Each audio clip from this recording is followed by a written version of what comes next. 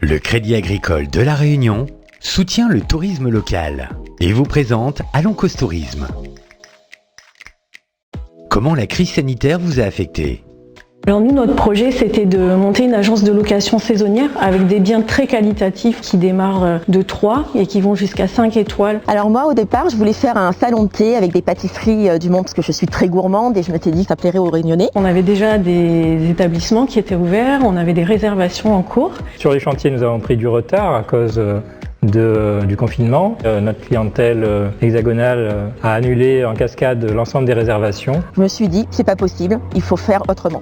Et on a fait le choix d'y aller. Quelle initiative ou astuce avez-vous mise en place pour rebondir ? En fait, à La Réunion, 80% des touristes viennent de l'extérieur. Nous avons écouté la nouvelle clientèle, la clientèle locale et la clientèle professionnelle pour adapter notre offre de service. Donc on a complètement revu notre offre, notre manière de penser, de proposer nos services. Tout simplement, on avait des locations de minimum 5 jours. 5 jours pour les clients locaux, c'était pas forcément adapté, donc on est passé sur des locations au week-end. Moi, j'ai attaqué au même moment une formation, une licence professionnelle en marketing digital. Mettre en avant ces logements par un site internet qui nous est propre, de les mettre en avant sur des réseaux sociaux et puis mettre en avant aussi nos valeurs, ce pourquoi on travaille au quotidien, qu'est-ce qu'on veut partager avec nos voyageurs, qu'est-ce qu'on veut partager avec les acteurs locaux.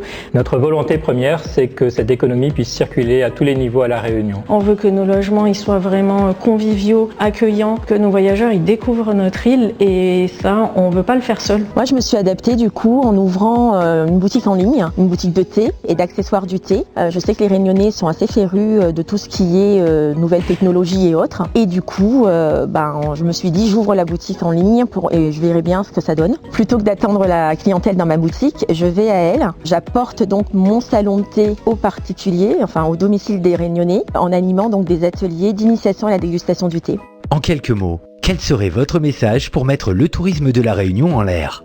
À nouveau, je le redis, c'est malgré toutes les difficultés, c'est d'arriver à rester positif, même si c'est pas facile. Et puis, d'aller s'informer, chercher des informations, de pas s'isoler. Les réseaux d'entrepreneurs, les associations. Donc, il y a tout un tas de choses qui existent et qui permettent de nous soutenir et de pouvoir garder le cap. Ne pas hésiter à se faire aider, ne pas baisser les bras surtout, parce que quand on a un projet, en général, on l'a réfléchi et du coup, il n'y a pas de raison que ça ne marche pas.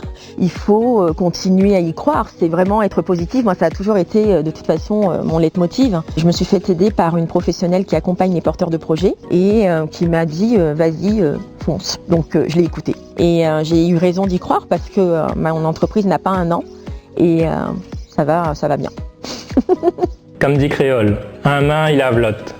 C'est ensemble que nous pourrons affronter cette crise, c'est ensemble que nous pourrons traverser ces difficultés, c'est ensemble que nous pourrons incarner le tourisme durable et responsable réunionnais.